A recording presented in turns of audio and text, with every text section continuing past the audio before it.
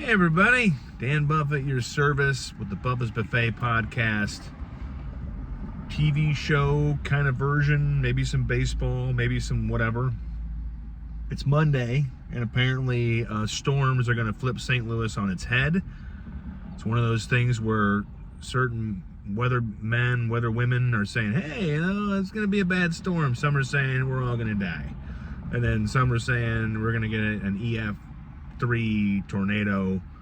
And St. Louis found out the hard way last year that tornadoes are possible around here in a big way, as Forest Park realized as it was reshaped by a tornado. So not taking it lightly, but also going to kind of let it come and see what happens and worry about it then. But I, at the moment, won't be reviewing anything new on this podcast. Nothing new per se to watch, because I'm finding myself more and more just being invested in older TV shows and older movies, because some of the stuff today is not as inviting as the older stuff is, and some of it's a comfort. Sometimes you want to watch something that just kind of how it's going to be, and you tune into that. And one thing I am tuning into right now is Banshee, which is, anybody who knows me, is my favorite TV show of all time. It premiered on Cinemax back in 2014, and this is when Cinemax, the sister company of HBO, which was winning all the awards and everybody's watching their shows. Well, Cinemax was like, we want to be a little more than just late night porn, late night softcore pornography. We want to matter more than that. So they started doing their own original shows, and Banshee was kind of like, there was a show called Strike Back or Strike Force, and then there was Banshee, and Banshee kind of blasted them into the stratosphere of TV show programming and became kind of a cult hit, and then kind of a critical darling. And then all together, as we now reach 12 years later, it's still very, very fun to watch. Anybody who watches The Boys and knows Homelander, played by Anthony Starr. Well, before Starr was an evil superhero, or an evil, superhero with bad intentions, he was Lucas Hood, the ex-con who gets out of jail after serving a 15-year sentence for robbing some jewels with his girlfriend, who he let get away.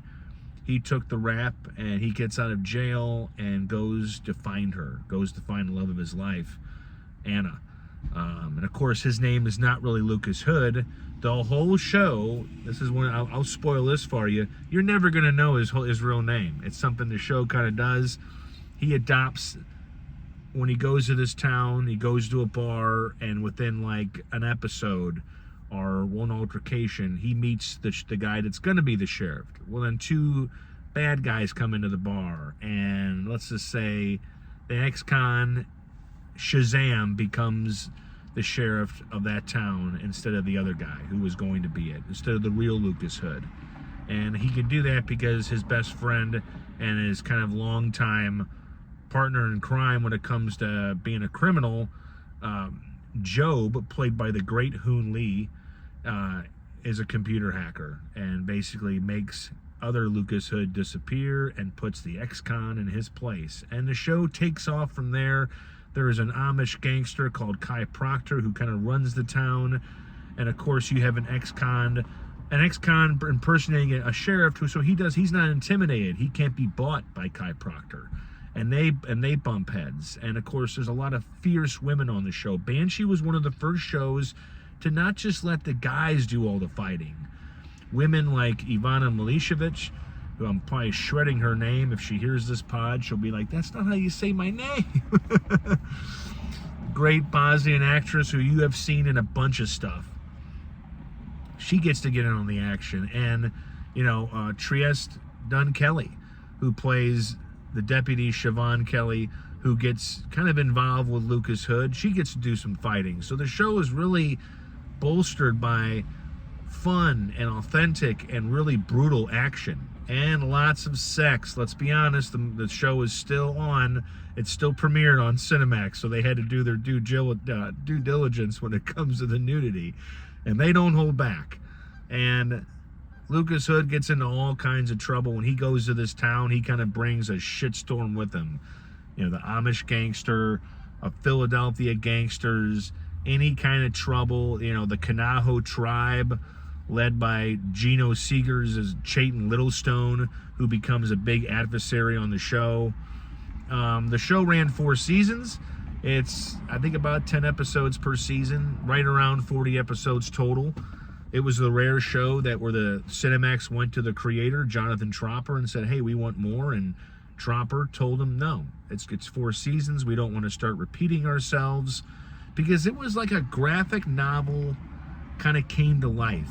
The show, the action was very heightened, like guys taking a lot of punches that they can't take, usually in real life. Heads being, parts of faces being blown off, people being blown up. Lots of action, and brutal, and like you would find in a graphic comic book, like a graphic novel. And they embraced it. And it was just kind of like, you know, it was produced by the guy who did 6 Feet Under. So it was a very kind of different show for him to do. And the whole series was packed with actors that you probably, at the time, you know, knew by face. Like, you knew Matt Servito, who played the FBI agent on Sopranos, the one that would hang outside the deli and talk to Tony. He has a big role as another deputy, Brock Lotus. Shakespearean actor Matthew Rauch plays the very creepy Burton, the guy who slowly takes off his glasses before he's about ready to fuck somebody up. So the whole show, I mean, Lily Simmons, Tom Pelfrey, who has since gone on to be great in recent shows like Task and Ozark, playing the brother of Laura Linney's character. This is when he kind of, everybody on this show kind of were working actors, but they weren't really known, and then they blasted into the stratosphere with Banshee, because the show kind of took everybody by surprise. It was like the John Wick of TV shows, where nobody knew that this kind of show was coming, and how good it was going to be, and how different it was. I mean, it had a good amount of action and drama and some romance, but it didn't really get melodramatic. Oh, baby. The sirens have begun. See, I talked about it.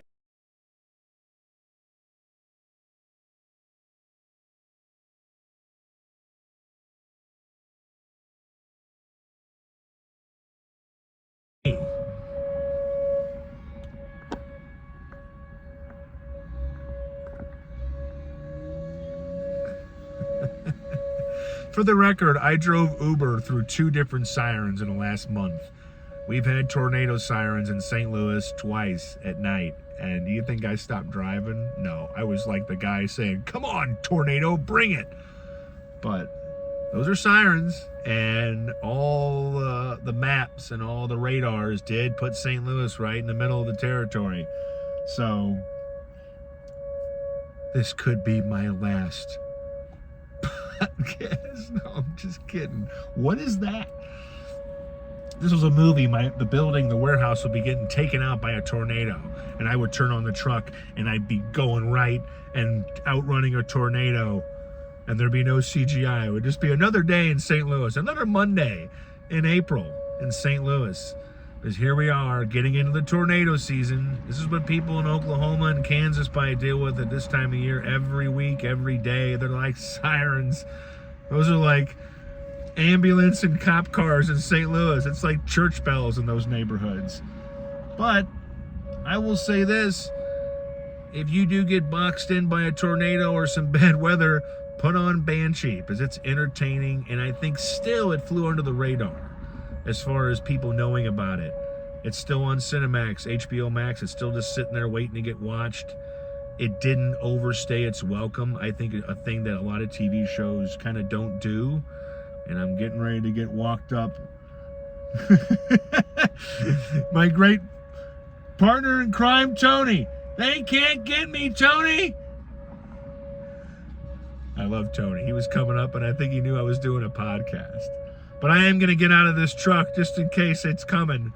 And watch Banshee. If it's the last show you watch Banshee. What's that funnel clock? I'm kidding. Be safe, everybody. Stay down. Get down.